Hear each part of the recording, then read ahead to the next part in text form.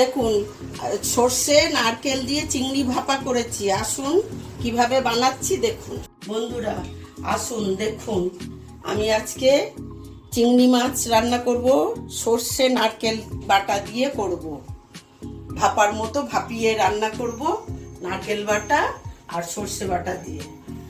আমি এটা পেস্ট করে নিই। এই যে নারকেল আমি গরম জলে ভিজিয়ে রেখেছি, আর এই সর্ষে এর মধ্যে পোস্ত টোস্ত দেবো না, একটু সর্ষের ঝাঁঝ না হলে ভালো লাগবে না। এটা পেস্ট করে নিই, তারপর আমি কিভাবে মাখবো দেখাবো আপনাদের। বন্ধুরা দেখুন, এই যে নারকেল আর সর্ষে কাঁচা লঙ্কা পেস্ট করে নিয়েছি। এবারে চিংড়ি মাছের মধ্যে দেব। এটা একটু হলুদ কম দেব, কেননা এটা একটু, যার জন্য কাঁচা লঙ্কা দিয়েই হবে। আর সামান্য একটু হলুদ দেবো, মাছে তো একটু নুন হলুদ আছেই। একটু চিনি দেব, কেননা এটা নারকেল বাটা তো একটু মিষ্টি হবে। একটু নুন দেব,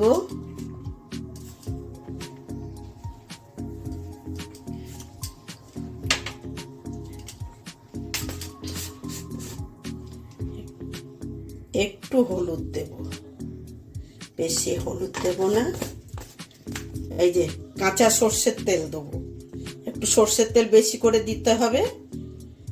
ধরুন ওই চিংড়ি মাছগুলো আমি 50 গ্রাম তেল দেবো। এই যে একটু গরম মশলা দিয়ে দিয়েছি। এই যে এর মধ্যে ওপরে কটা লঙ্কা দিয়ে দিয়েছি। যদি ঝাল কম হয় এটার সেন্টও পাবে, আর কম লাগলে মেখে খাওয়া যাবে। আর ওপর থেকে আরেকটু তেল ছড়িয়ে দিচ্ছি। এবারে ঢাকা লাগিয়ে বসিয়ে দেব। কিভাবে করলাম বন্ধুরা দেখলেন তো। এই যে এই বাসনটায় জল দিয়েছি, আর এই যে ঝিকটা আমি বসিয়ে দিয়েছি, দিয়ে এর ওপরে এইভাবে ঠিক মতো যদি করেন রান্না অবশ্যই খেতে ভালো হবে। তারপরে আমি ঢাকা লাগিয়ে দেব, দিয়ে আধ ঘন্টা এটা সেদ্ধ হবে।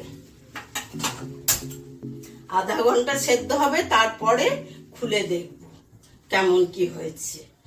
তবে আমার রান্না, আশা করি আপনারা যদি রান্না আমি যেভাবে দেখাচ্ছি সেইভাবে যদি রান্না করেন অবশ্যই খেতে ভালো লাগবে। মশলাটা ভালো করে ভাজবেন, আনাজটা ভালো করে ভাজবেন। দেখবেন আমি কম মশলা দিই বলে আপনারা হয়তো ভাবছেন যে ঘরোয়া মশলা তরকারি খেতে ভালো লাগবে না, কিন্তু সবাই খেয়ে যতক্ষণ ভালো বলে আপনারাও খেয়ে ভালো বলবেন। আপনারা করুন ঠিক আমার মতো করে, ভিডিওটা ভালো করে দেখুন, দেখে করুন, করে খেয়ে দেখুন খারাপ লাগে না ভালো লাগে। গরম আসছে, আরো হালকা তরকারি করেও দেখাবো, গরমে আরাম হবে খেতে।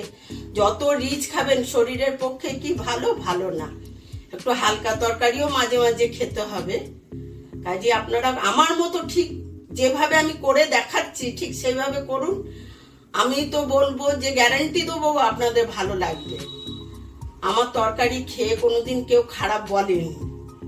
কাজে আপনারা এবারে খেয়ে বলবেন খারাপ না মন্দ না ভালো। আসুন দেখুন বন্ধুরা, খুলে দেখছি। একবার আমি খুলেছিলাম আধ ঘন্টা পর, কিন্তু তখন হয়নি। আরো 15 মিনিট আমি বসিয়েছি।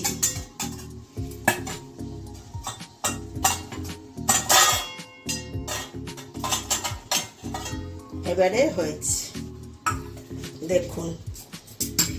সামান্য বেশি মানে কাঁচা লঙ্কা এটা, এই যে দেখুন, দেখছেন, এটা ঠান্ডা হলে তেলটা বেরোবে।